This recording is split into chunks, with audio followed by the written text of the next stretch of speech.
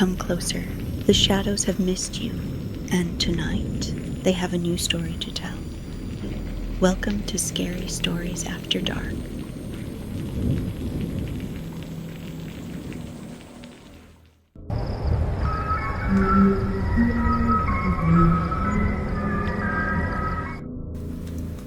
The candle had burned low by the time it reached Ivy. They were sitting in a loose circle on the floor of Rowan's bedroom, knees almost touching, the lights off except for the television's dark screen and the thin flame passing from hand to hand. Outside, rain slid down the windows in steady sheets, the branches of the old maple tree knocking now and then, too close, too rhythmic to be ignored. "Okay," Ivy said, her voice softer than she meant it to be. "This one's supposed to be true." She lifted the candle, the wax warm against her palms, and told them what she'd heard. About the ice cream man who wasn't on any route, about how the ice cream tasted too good, like childhood, like relief, about how people said he smiled the whole time, even when no one was joking.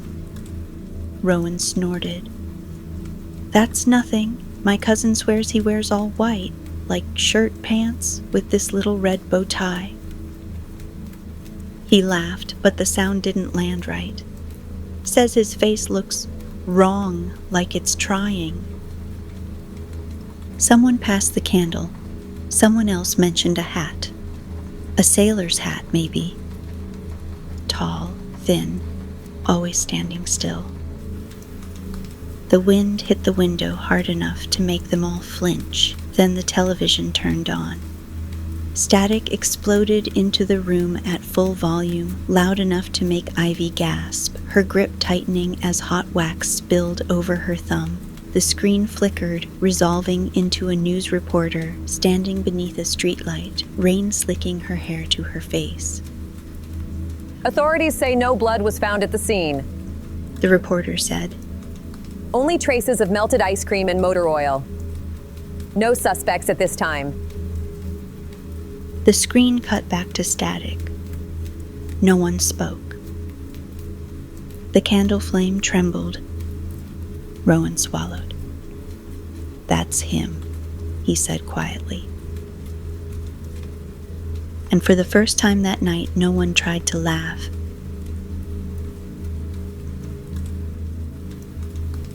Rainfalls had always been polite.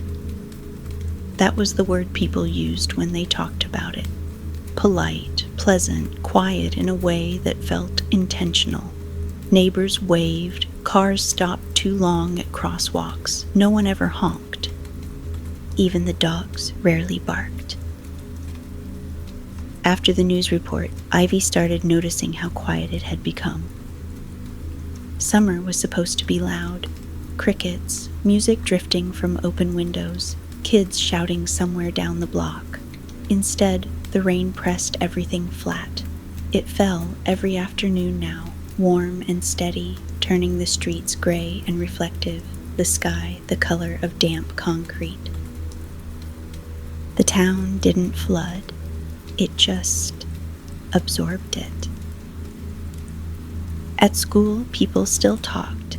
They just didn't linger. Conversations ended too quickly, smiles slipping off faces the moment someone looked away. When the murder came up, and it always did, everyone lowered their voices, as if the rain might be listening. "No blood," someone whispered at Ivy's locker. "My mom says that's the weirdest part," someone else replied. "Probably just some freak thing." No one said ice cream out loud. That weekend, Ivy walked home with Rowan and noticed 3 houses on her street with porch lights still on at noon, doors open, curtains drawn back, everything ready like someone had just stepped out for a moment. "Feels empty," Rowan muttered. Ivy nodded. It did, not abandoned, just quieter than it should have been, like the town was holding its breath. That night, lying in bed, Ivy listened to the rain tick against her window and thought about the stories. The white shirt, the red bow tie, the smile that didn't move right. She told herself it was just nerves. Then faintly, from somewhere far down the street, she heard it. A jingle, thin and wavering, almost swallowed by the rain. Ice cream music. Ivy sat up, heart pounding, straining to hear more, but it was already gone, leaving only the steady sound of rain and the unsettling feeling that something had passed nearby without stopping. She didn't sleep after that.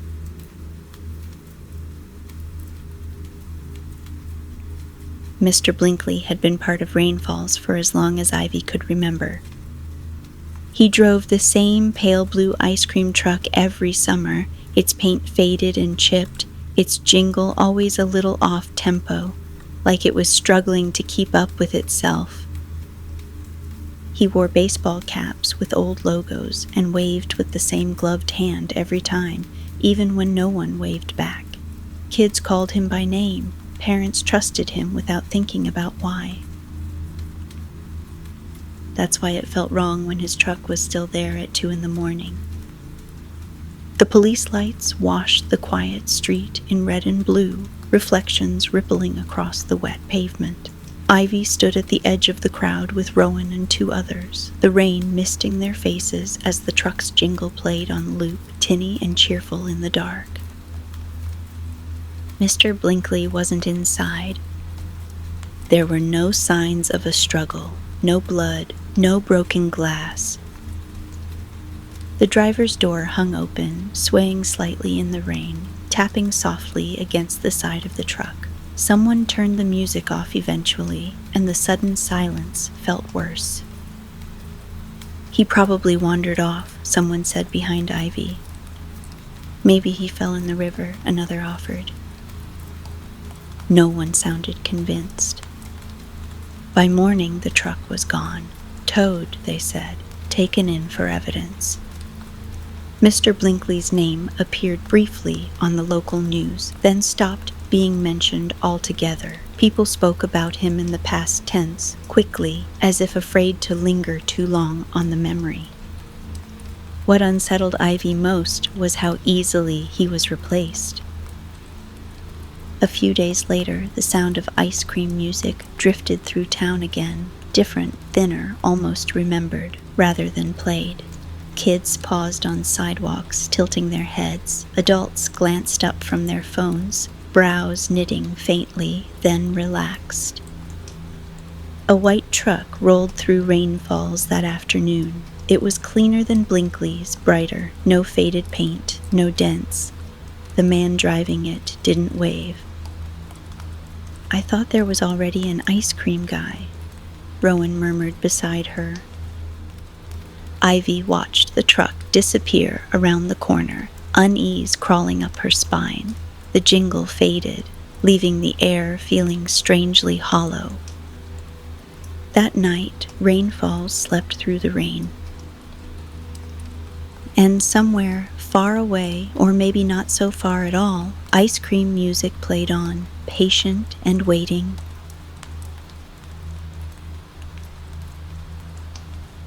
The first knock came just after 2 a.m. Ivy woke with the uneasy certainty that something had pulled her out of sleep, her heart already racing before she knew why. The rain had eased to a soft drizzle, the house wrapped in that hollow quiet that only existed after midnight. Then she heard it again. Knock. Knock. Slow, deliberate, polite. She lay frozen, staring at the dark ceiling, counting her breaths. The sound hadn't come from the front door. It was closer than that, closer to her room. Another knock, this one against the glass. Ivy, her mother called faintly from down the hall, voice thick with sleep. I heard it, Ivy whispered back, though she wasn't sure why she'd lowered her voice. The knocking had stopped. They checked the house together. The front porch was empty, slick with rain, no footprints, No truck idling at the curb. The street lights cast their usual dull glow, revealing nothing out of place. It was probably a branch, her mother said, already retreating back toward bed. Ivy didn't argue.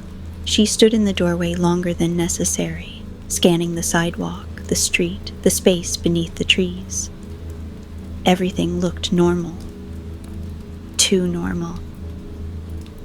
She closed the door. In the morning, she found the ice cream. It sat centered on the doormat, the cardboard container soft and collapsing in on itself, pale vanilla melting into a sticky puddle that soaked the welcome mat. No lid, no spoon, just the faint, sweet smell lingering in the air. Her stomach twisted. At school, she learned she wasn't the only one. Rowan hadn't eaten his, neither had Tamsin or Jude. Melted cones, smeared wrappers. All of them left sometime during the night, always after the knocking. Did anyone see him? Ivy asked. They all shook their heads. That evening, as the rain returned and dusk settled in, Ivy sat on her bed and listened. Her window was cracked open, the screen rattling faintly as the breeze passed through. Somewhere far down the street, a jingle began to play. It didn't come closer. It didn't need to. Ivy held her breath, waiting for the knock that felt inevitable now, less like a threat and more like a reminder. Something had noticed them, and it was being patient.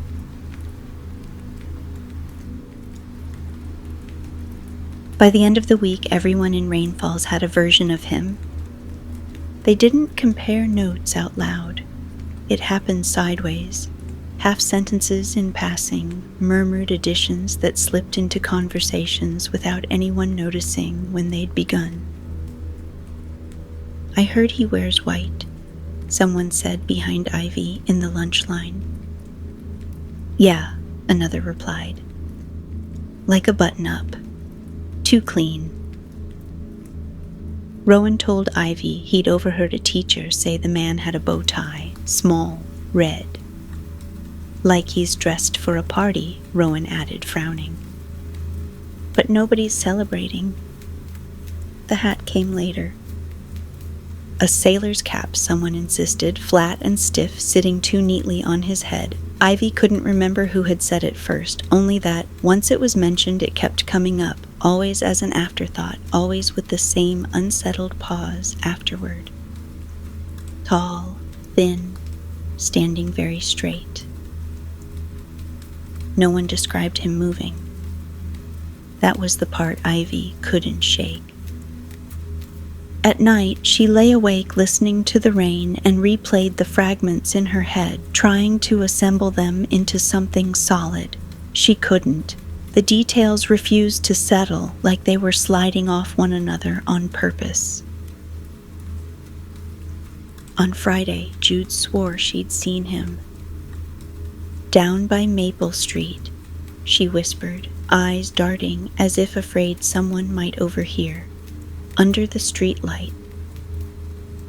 Did he look at you? Ivy asked. Jude hesitated. I think so. I mean, he was smiling, holding an ice cream cone. It was dripping, but it never hit the ground. Then what? Rowan pressed. Jude swallowed. I blinked. He wasn't there. That night, Ivy stood at her bedroom window longer than she should have, peering through the rain-smeared glass toward the street. The lamppost flickered once, then steadied. For a moment, just a moment, she thought she saw a shape beneath it. Too tall, too still. Her heart lurched. She blinked hard. The street was empty. but the smell of sugar and something darker lingered faintly in the air, and Ivy realized with a sick twist of certainty that none of them were describing different people at all. They were remembering the same one. And whatever he was, he didn't need to be seen to be known.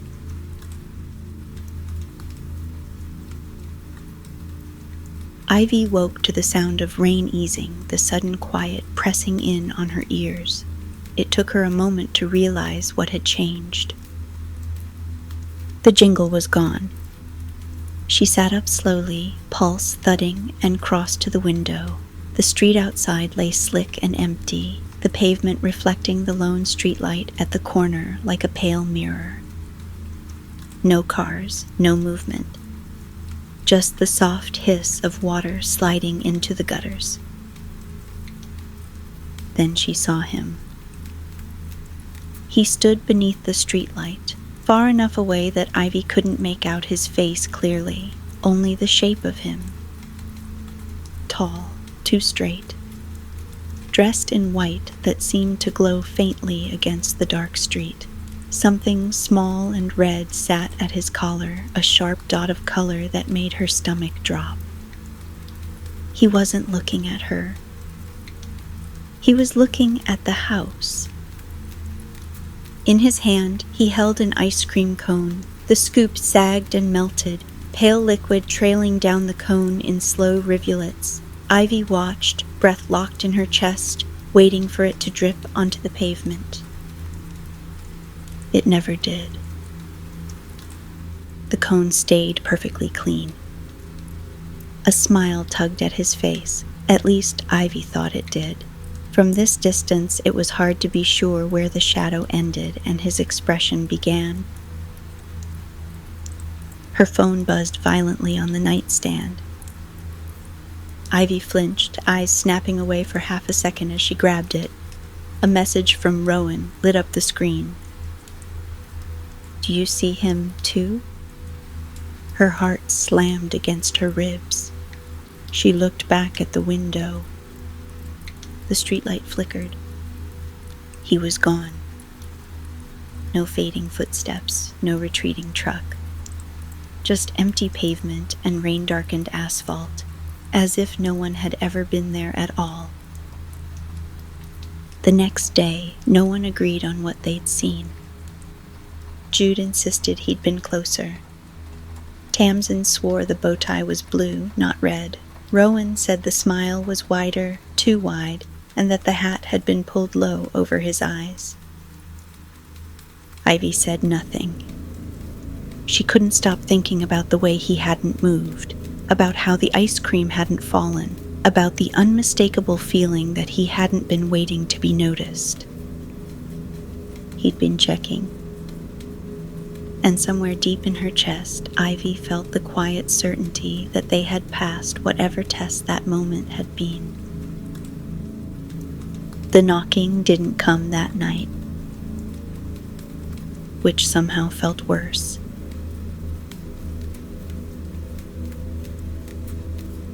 No one ever said the rules out loud. They learned them the way people always learn things in rainfalls, by noticing what happened when someone didn't follow them. The ice cream on Ivy's doorstep stayed untouched. So did Rowan's. Jude threw hers away, double-bagged, hands shaking as she tied the knot. Tamsin rinsed her porch with the hose until the sugary smell faded, even though it was raining again. They all agreed on one thing. They wouldn't eat it. At first, nothing happened. Then small things began to change. People who did eat the ice cream stopped coming to school, or they came back different, quieter, calmer, smiling in a way that didn't quite match their eyes. They said they felt fine, better than fine, actually. Rested. Clear. "I don't really get hungry anymore," one girl said, laughing like it was a joke. The knocking never returned to Ivy's door. Instead, she heard it elsewhere, down the block, across the street, always polite and unhurried. Sometimes she found the evidence the next morning. A smear of white on a welcome mat, a cone crushed gently into the grass, never stepped on. The truck didn't linger in rainfalls. It didn't have to. By the end of summer, people stopped talking about Mr. Blinkley altogether. The murder became a footnote. The rain finally slowed, but the town stayed quiet, like it had learned a new way to exist. One evening, Ivy stood at her window and listened to the distant jingle drift through the streets. It sounded thinner now, fainter, like something being remembered instead of played. Her phone buzzed with a message from Rowan. "Do you think he's gone?" Ivy watched the streetlight flicker once, then steady. "I don't think he ever comes when he's wanted," she typed back. She closed the curtain. Somewhere in Rain Falls, someone opened their door to a polite knock and found ice cream waiting for them, already melting, already chosen. And somewhere else, Mr. Happy smiled. Not because he was seen, but because he didn't need to be.